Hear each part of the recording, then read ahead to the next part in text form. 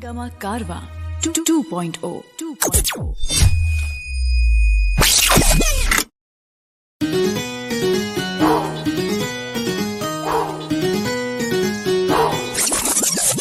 कारी अखिया के कजरा कमाल कहिलो ताकि कनखी से गजबे सवाल कहिलो।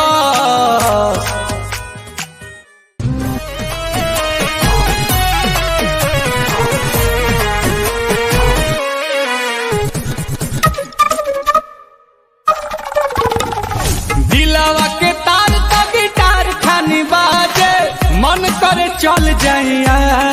जे होठ चुना मुनिया लगेला हर मुनिया बोले तो सरगम साजे जीव तो हमारे ला राम जी से मांगल पिया अरे पाँव में पहिर ले छागल बिया दिल वाली दिल लेके भागल बिया हमारो से बेसी हूँ तो पागल बिया दिल वाली दिल लेके भागल बिया।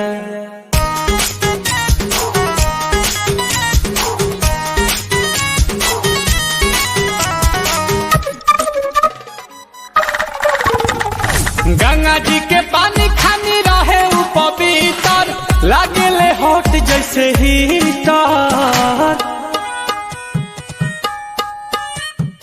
18 बरस के उ धीरे धीरे हंस के बस गल दिलावा के भीतर नील कमल खाती रात भर जागल बिया तो दिलावा में फोटो लेखा टांगल बिया दिल वाले दिल लेके भागल बिया हमारो से बेसी हूँ तो पागल बिया दिल वाले दिल लेके भागल बिया। अरे पूरा इंडिया हिली बाबू, खाली तू देखत जा।